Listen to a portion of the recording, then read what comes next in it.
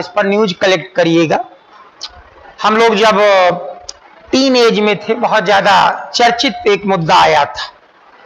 आज फिर संयोग से उसकी बड़ी चर्चा है।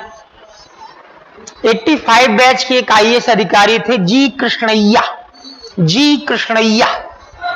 94 में सिर्फ 9 साल जब उनको आईएएस बने हुए थे। कुल उम्र उनकी 37 वर्ष की थी। मुजफ्फरपुर बिहार में उनकी हत्या हो गई थी। कुछ लोगों ने पथराव किया था जिससे एक पत्थर उनके सिर पर लगा, वहीं डेथ हो गई। अब इसको लेकर राजनीतिक दल अलग अलग चर्चा करेंगे। राजनीतिक दल सब एक जैसे ही होते हैं, बस नाम और नारे में अंतर होता है। सोच सबकी एक ही होती है, लक्ष्य सबका एक ही होता है, बस सत्ता में पहुंचो और सत्ता की मलाई खाओ। लेकिन जी कृष्णैया के जीवन की एक प्रेरक बात आज आपको बताता हूं। हम लोगों को बहुत प्रेरित करती थी ये बात। जी कृष्णैया रिक्शा चलाते थे। जी कृष्णैया दिन में पढ़ाई करते थे, रात में रिक्शा चलाते थे। उस जमाने की बात है, 85 में इनका सिलेक्शन हुआ था, तब ना नेट था और ना नेट पे रिजल्ट देखे जाते थे। हम लोगों के भी सारे रिजल्ट्स जो हैं वो कोई देखकर, अगर मान लीजिए कहीं किसी पब्लिक फोन से जाकर फोन कर लिया तो ठीक है, ऐसे ही सूचित किए जाते थे। तो जी कृष्णैया उस समय रिक्शा चला रहे थे। इंटरव्यू ऑलरेडी दे के आ चुके थे। जब आप इंटरव्यू आईएएस का देंगे तो आपके परिचय में ढेर सारे लोग आ जाएंगे जो उसी दिन इंटरव्यू देते हैं। जनरली आप जिस दिन देंगे उस दिन 35 लोग इंटरव्यू लेते हैं। बड़े सब आपस में एक दूसरे से बड़े प्रेमपूर्ण तरीके से मिलते हैं। सब सिविलाइज्ड लोग होते हैं। सबके जीवन का बड़ा महत्वपूर्ण दिन होता है क्योंकि वो आईएएस का इंटरव्यू दे रहे होते हैं। मैं अपने जीवन की एक छोटी सी घटना बताता हूं। एक हॉल में बिठा दिया जाता है तो वहां सभी बैठे थे, आपस में बातें कर रहे थे।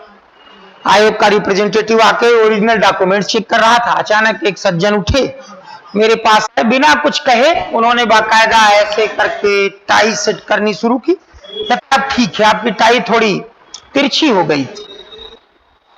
तो मैंने उनको थैंक्स कहा। कहते इसमें थैंक्स की क्या बात है, हम लोग आपस में एक दूसरे के लिए इतना तो कर ही सकते हैं।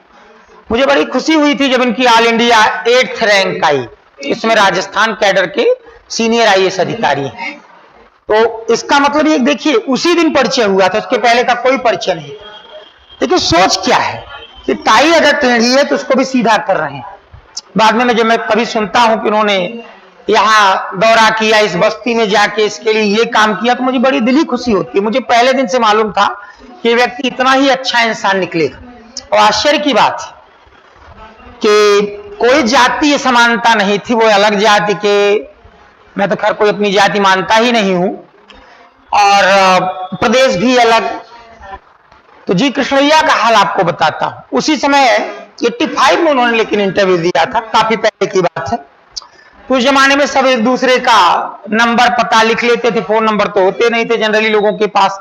ये तो 90 के डिकेड से लोगों ने घर में लैंडलाइन फोन थोड़ा ज्यादा मात्रा में लगवाने शुरू किए, और 2000 के बाद धीरे धीरे मोबाइल हाथों में आया। 85 में साहब ने इंटरव्यू दिया था। तो उस परिस्थिति में बस इतना करते थे कि भाई अपना रोल नंबर, नाम ये बता दिया, और जिनके पास उसमें से फोन होगा, जो दिल्ली में रहते होंगे, ऐसे एक दो लोगों का अपने पास फोन नंबर लिख लिया।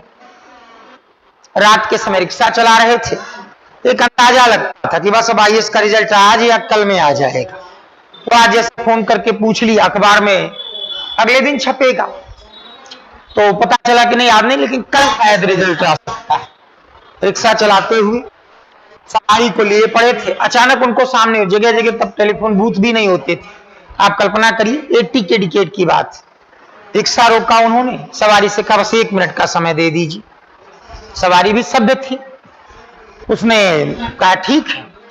एक पब्लिक टेलीफोन बूथ दिखा, उन्होंने वो नंबर मिलाया कि आज रिजल्ट आने वाला था, ये इसका फाइनल रिजल्ट। तो जिसके पास नंबर मिलाया उसको अपना रोल नंबर ऑलरेडी दे रखा था। पूछा क्या हुआ, रिजल्ट आया क्या? कहते हैं हाँ बस अभी थोड़ी देर पहले आया, और बधाई हो आपका प्रॉपर आईएएस में हुआ। प्रॉपर आईएएस मतलब टॉप रैंकर्स जो होते हैं, जो आईएएस बनते हैं उनसे थोड़ा नीचे वाले आईपीएस ऐसे करते, तो आपका प्रॉपर आईएएस में हुआ। कृष्णैया साहब ने उनको धन्यवाद दिया, आए सवारी को जहां तक के लिए तय किया था उसने वहां छोड़ा और उसके बाद रिक्शा कंपनी में आए, वहां रिक्शा जमा किया, किराए पे चलाते थे रिक्शा, कहां इतना पैसा था कि अपना रिक्शा खरीद सके। और उसको बताया रिक्शा कंपनी वाले, ईश्वर की कृपा से मेरा आईएएस में फाइनल हो गया।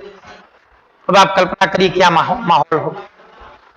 बहुत अच्छे, बहुत ईमानदार अधिकारी थे, तो बड़ा प्रेरित होते थे लोग उस जमाने में उनसे।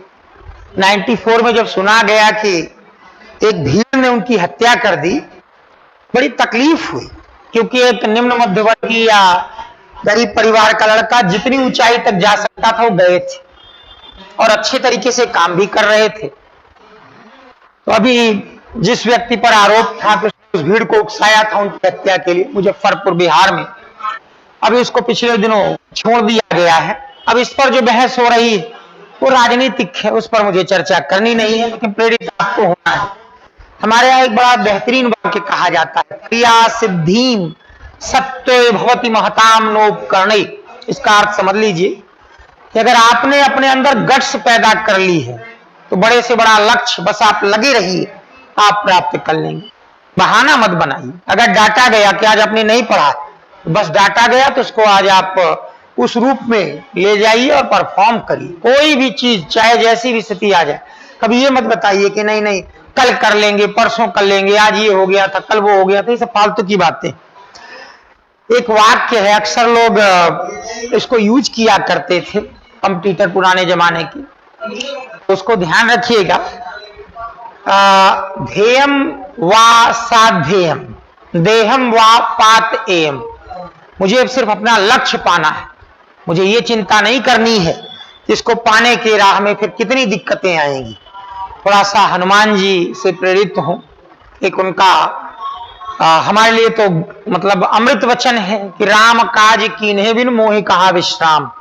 घर से निकले हैं तैयारी करने के लिए, हम तैयारी सिर्फ नाम भर के नहीं कर रहे हैं, हर क्षण एक गिद्ध दृष्टि होनी चाहिए कि बस ये चीज हमको तैयार कर लेनी है।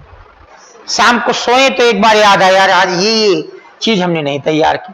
संतुष्ट न होई अपने आप से, वन लाइनर मत तैयार करिए, वन लाइनर का कोई फ्यूचर नहीं। छोटे छोटे एग्जाम्स में तो आते ही नहीं, फिर बड़े एग्जाम तो पूरी तरीके से इंटरप्रिटेशन बेस्ड होते हैं। तो थोड़ा सा अपने आप को इस तरीके से तैयार करिए।